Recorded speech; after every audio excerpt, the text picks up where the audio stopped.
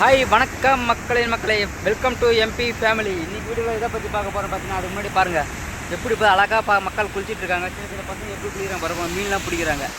இன்றைக்கி வீடியோவில் எதை பற்றி பார்க்க போகிறோம்னா, முல்லைக்கு தேர் கொடுத்தார் பாரியை பற்றி நிறைய பேர் கேள்விப்பட்டிருப்பீங்க. கேள்விப்படாதவங்களுக்கு நான் சொல்கிறேன்.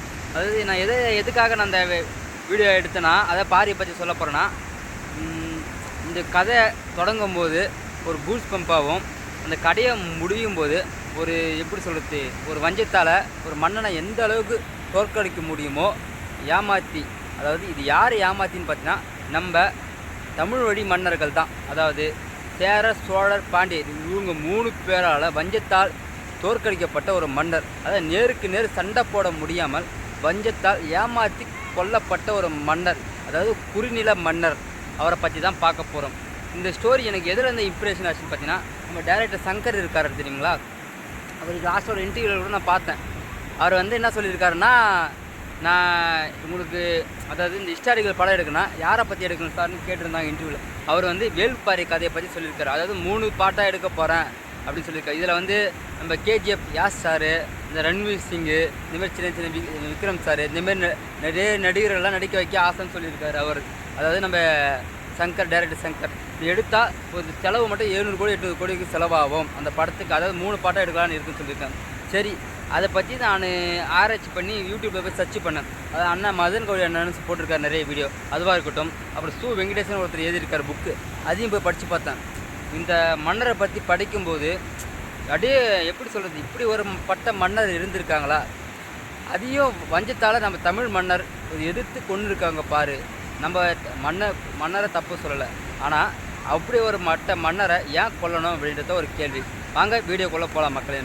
ஃபஸ்ட்டு வேல்பாரி அவரை பற்றி பார்க்கலாம். அதாவது வேல்பாரி ஒரு மலையில் வாழற, அதாவது மலையும் சேர்ந்த மன்னர். அதாவது மலையில் வாழற ஒரு மன்னர். அது அந்த மலையை சுற்றி ஒரு 300 கிராமம் இருக்கும். அந்த கிராமத்துக்கு ஒரு குறுநில மன்னர். அதாவது நம்ம எப்படி சொல்லணும்னா, சென்னை எடுத்துக்கங்க, சென்னையில் மட்டும் இருக்கிற ஒரே ஒரு மன்னர்னு வச்சுக்க.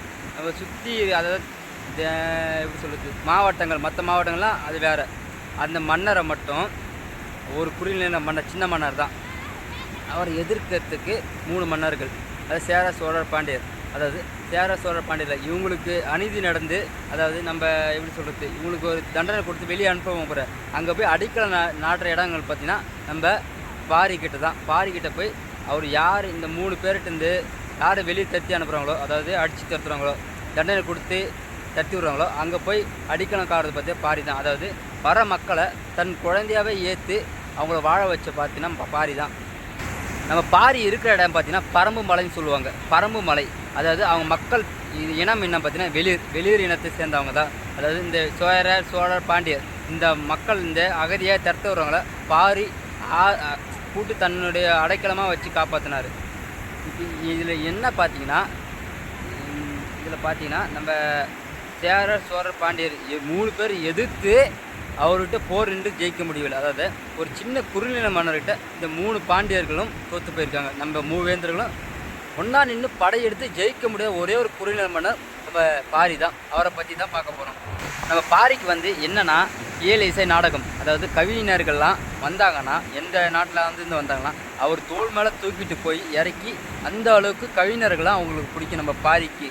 அதேமாரி தான் மக்களை எந்த அளவுக்கு செம்மையாக பார்த்துக்கிறாங்களோ, அவங்க மக்கள் சுற்றி எடுத்துங்கள நல்லா இருக்கணும். அதாவது இவர் யாருக்கிட்டையும் போருக்கு போக மாட்டார், ஆனால் இவங்ககிட்ட போர் எதிர்த்து வந்தால் இவர் சும்மா விட மாட்டார். அப்படி தான் ஒரு சமயத்தில் சேரர்களோட அப்பா போர் தொடுத்துருக்கு, அவரை பொண்ணு அமுச்சிட்டு இருக்காங்க. அதாவது இவர் எதிர்த்து நம்ம பிண்டங்களை பிடிக்கணும். அதாவது நம்ம இதில் எப்படி சொல்கிறது, லாஸ்ட்டாக இப்போ பொன்னியின் செல்வன் படத்தில் கூட சொல்லியிருப்பாங்க, பிண்டங்களை அடுத்தடுத்த பிண்டங்களை, அதாவது ஜெயம் ரவி போயிட்டு அடுத்தடுத்த ஊருங்களை பிடிச்சி சிறைப்படுத்தி அவங்களுக்கு வசம் பண்ணாங்க. அதேமாரி தான் இந்தமாரி போயிருக்கார் சேரரோட அப்பா. அவர் பொண்ணு அனுப்பிச்சிட்டு இருக்காங்க. அதுக்கப்புறம் என்ன பண்ணியிருக்காங்க, ஒரு இதில் இவங்க நம்ம சிங்கிளாக போனால் தான் அவர் எப்படியாச்சும் பொண்ணு அனுப்பிச்சிடுறாங்க. ஆனால் நம்ம பாரி என்ன பண்ணுறோம், ஒரு சமயத்தில் அது மலையை விட்டு ஒரு தரையான பகுதியை கொண்டு வந்தால் தான் நம்ம அவர்கிட்ட ஜெயிக்க முடியும். ஏன்னுக்கிட்ட பாரிக்கிட்ட இருந்து பார்த்தீங்கன்னா ஒரு 20,000 சோல்ஜர்ஸ் தான். ஆனால் நம்மக்கிட்ட பல கோடி பேர் இருக்காங்க. அந்த மூவேந்தர்கிட்ட யானைப்படையாக இருக்கட்டும், கப்பல் படையாக இருக்கட்டும், குதிரை படையாக இருக்கட்டும், ஏகப்பட்ட படை இருக்குது. நம்ம ஈஸியாக அவரை கொண்டு குவிச்சிடலாம் அப்படின்ட்டு நம்ம மாரியோட நண்பர் இருக்கிற ஒருத்தர் அவரை பிடிச்சின்னு வந்துடுறாங்க. இங்கே பார்த்தீங்கன்னா நம்ம பிடிச்சின்னு வந்து சரண் வச்சுட்டாங்க. வச்சுட்டு நம்ம மாரிக்கு, அதாவது வேல்பாரிக்கு தூது அனுப்புகிறாங்க. பாரிக்கு வந்து தூது அனுப்புகிறாங்க. இந்தமாரி உங்கள் நண்பரை நான் சிறை பிடிச்சி விட்டோம், நீங்கள் எங்கள் கூட சண்டை போடுறதுக்கு தரைப்பகுதிக்கு வர வேண்டும் என்று ஒரு ஓலை அனுப்புகிறாங்க. மாரி அதை கேட்டு வர்றாரு தரைப்பகுதிக்கு.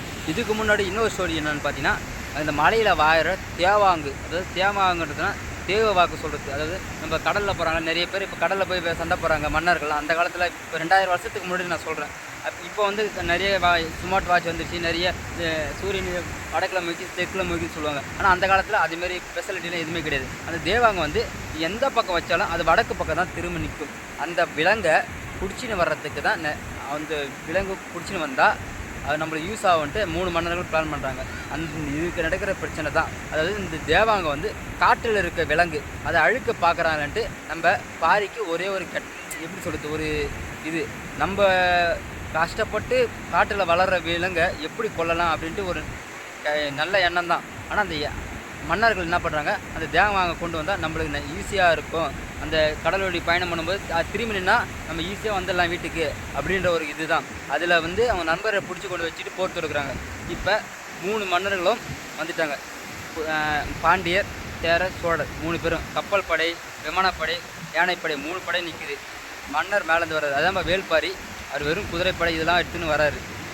எடுத்து கீழே இறங்குறாரு. நீங்கள் தரைப்பகுதிக்கு வந்ததும் 2 பேர் கீழே நின்று ஒன்றுக்கு, அதாவது நம்ம வேல்பாரியோட 20,000 சோல்ஜர்ஸ், அதோட மூவேந்தர் மன்னர், மன்னர்களுடைய குதிரைப்படை, கப்பல் படை, யானைப்படை நிற்கிது. கிட்டத்தட்ட ஒரு பல லட்சத்துக்கு மேலே. ஆனால் நம்ம வேல்பாரி வந்து 20,000 தான், 20,000 சோல்ஜர்ஸ் தான். இதை வச்சு உடனே நம்ம 3 படைகளும் உடையிறது. அதாவது நம்ம சேர சோழ பாண்டிய மன்னர் படையெல்லாம் வருது. நம்ம வேல்பாரி என்ன பண்ணுறாரு, கொஞ்சம் நேரம் பார்த்துட்டு எல்லாம் பின்னாடி போங்கன்ட்டு மலை மேலே ஏற ஆரம்பிச்சிட்டாங்க. அப்புறம் என்ன பண்ணிட்டாங்க, எல்லாம் குறுநில மன்னர்கள்லாம் என்ன நினச்சிட்டாங்க, இங்கே பாரி பயந்துட்டாருன்ட்டு அந்த குதிரைப்படை, கப்பல் படை, யானைப்படை எல்லாம் மேலே ஏறுது. யானைப்படையெல்லாம் மேலே ஏறுது. மேலே ஏறும்போது நம்ம வேல்பாரியோட குதிரைகளுக்கெல்லாம் இந்த கடிவாளம் கட்டியிருப்பாங்க. அந்த மலை ஏறை சர்வீஸ், அதாவது நம்ம மலையில் பழக்கப்பட்டவங்களுக்கு அவங்க அந்த கடிவாளம் தெரியும், குதிரைக்கு அந்த கடிவாளம் போட்டிருக்கு. ஆனால் நம்ம மூவேந்திர மன்னர்களுக்கு அந்த கடிவாளம் கிடையாது, அந்த கடிவாளம் இல்லை. அதனால் நம்ம குதிரைகள்லாம் மேலே ஏற முடியாமல் கீழே வீழ்ந்து இறந்து போயிடுதுங்க. அதுக்கடுத்து பார்த்தீங்கன்னா யானைப்படை மேலே இந்த அட்டைப்பூச்சி, இந்த எறும்பு இதெல்லாம் காதில் போட்டு அதையும் ஒரே வீழ்த்தி ஒரேடியே கொண்டுறாங்க. வேறு சோல்ஜர்ஸ் எல்லாம் நம்ம குதிரைப்படை வச்சு அட்டாக் பண்ணி மன்னர்கள் வச்சு சாவடிச்சு அனுப்பிச்சுட்றாங்க. 3 மன்னர்களும் எதிர்த்து ஜெயிக்க முடியாமல் தொத்து திரும்பி வீட்டுக்கு திரும்பிடுறாங்க.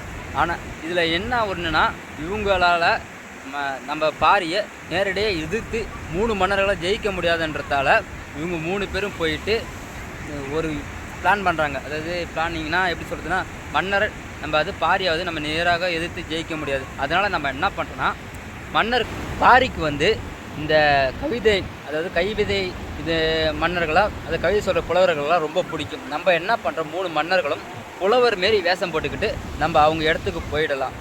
போயிட்டு நம்ம கேட்போம் அப்படின்னு சொல்லிட்டு பிளான் பண்ணிட்டு இப்போ 3 மன்னர்களும் புலவர் மாரி வேஷம் போட்டு அதை பாரிக்கிற இடத்துக்கு போயிட்டாங்க. உள்ளே போயிட்டு இருந்து பாரி வந்திருக்காரு. வந்து உட்காந்துட்டு உங்களுக்கு என்ன வேணும் அப்படின்னு கேட்டிருக்காரு. பாட்டு பாடி சொல்லணும், எல்லாமே பாட்டு பாடி எல்லாம் காமிச்சு சூப்பராக சொல்லிட்டாங்க. சரி, ஒன்று எல்லாம் சூப்பராக பாடி இருக்கீங்க, உங்களுக்கு என்ன வேணும் அப்படின்ட்டு. அதாவது பாரி வந்து எப்படி தெரியுமா, அவர் எது கேட்டாலும் கொடுத்துருவாரு. முல்லைக்கு தேர் கொடுத்தால் பாரி, அதேமாரி அவர் எது கேட்டாலும் கொடுத்துருவாங்க. அதுக்கு அந்த மன்னர்கள் என்ன சொல்கிறாங்கன்னா, உன்னோட ராஜ்யம் வேணும், உன்னோட அரசாங்கம் வேணும் அப்படின்றாங்க. அதாவது மலை மக்கள் சந்தை எல்லாமே சரணாடியும் அப்படின்றதுக்கு பாரி என்ன சொல்ல, நீங்கள் எடுத்துக்கங்க அப்படின்ட்டார். அதுக்கு சுற்றிக்கிறவங்களாம், நீங்கள் யார்கிட்ட வந்து என்ன பேசுறீங்க தெரியுமா, 3 மன்னர்களே தோற்று போன அவ்வளோ பெரிய மன்னர்கிட்ட வந்து நீ பேசுகிறீங்க, எதில் நிற்கிறது அந்த 3 மன்னர்கள்னு சொல்லணும். ஏன்னா ஆல்ரெடி நம்ம பாரிக்கு தெரியும் இந்த 3 மன்னர்கள் தான் வேஷம் போட்டுன்னு வந்திருக்காங்கன்னு. ஆனால் உள்ள இருக்கிறவங்களுக்கு தெரியாது. சரி கொடுக்குறவங்கள்ட்ட கொடுத்துட்டாங்க.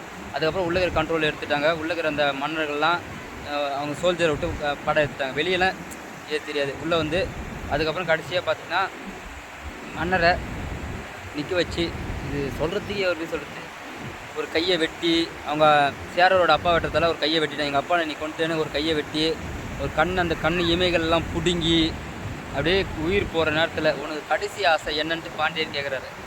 பாண்டியர் வந்து வேல்பாரி வந்து பாண்டியர்கிட்ட கேட்குற, உனக்கு கடைசி ஆசை என்னன்ட்டு, கொஞ்சம் ஒரு வாய் தண்ணி கொடுங்க அப்படின்ட்டு சொல்லும் போதே ஒரு மாதிரி. அதாவது ஒரு குறுநில மன்னர், எந்த ஒரு உயிரினத்துக்கும் தீங்கு விளைக்காத ஒரு மன்னர் கடைசியில் கேட்குற வார்த்தை தண்ணி. ஆனால் இதை பாருங்கள், அவர் பாரி வந்து இவங்க இடத்துக்கு போய் அவங்கள வெட்டி கொண்டுட்டு இடத்த பிடிக்கல. பாரி இடத்துக்கு வந்து தான் ஒரு கெட்ட இதில் பார்த்துட்டு நம்ம மூவேந்தர்கள் சேர்ந்து கொண்டுறாங்க. தண்ணி கேட்குறாரு நம்ம வேல்பாரி, அதாவது நம்ம பாரி என்றவர் தண்ணி கேட்குறாரு. இது சொல்லும் போதே ஒரு மாதிரியாக இருக்குது. பாரி வந்து தண்ணி கேட்குறாரு, உங்களுக்கு தண்ணி வேணுமா? அடுத்து அந்த டைமில் வந்து 2 கைகளை வெட்டப்பட்டு கால் ஒரு பக்கம் உடச்சி நல்லா கண்ணு 2 இமையை பிடுங்கி அவங்க ஒய்ஃப் முன்னாடியே போட்டு 2 கையை வெட்டிட்டு ரத்த வெள்ளத்தில் மிதக்கும் போது தண்ணி கேட்குறாரு. தண்ணி கேட்டு அதுக்கப்புறம் உங்களுக்கு தண்ணி வேணுமான்ட்டு தலையை வெட்டி தண்ணி இந்தா தண்ணி தானே கேட்டேன், தண்ணியில் போடு அப்படின்ட்டு இதோட ஸ்டோரி முடியுது மக்கள். அதாவது முல்லைக்கு தேர் கொடுத்தார் பாரி. கடைசியில் நிலைமை பார்த்தீங்கன்னா நம்ம வேந்தர்களும் பண்ண துரோகத்தால் ஒரு குறுநில மன்னர் எதிர்க்க முடியாமல் வஞ்சத்தால் அடிபட்டு இறந்துருக்காரு. இவரோட கதையை கேட்கும்போது கடைசியில் ஃபஸ்ட்டில் கூஸ் பம்பில் ஆரம்பித்து கடைசியில் கண்ணீரில் முடியும்னு சொல்கிறது கரெக்டு தாங்க. வேறு லெவலில் இருக்குங்களே. இந்த மறக்காமல் நம்ம சேனல் சப்போர்ட் பண்ணுங்கள். இந்தமாரி தொடர்ந்து வீடியோ போட. நன்றி, வணக்கம் மக்களே.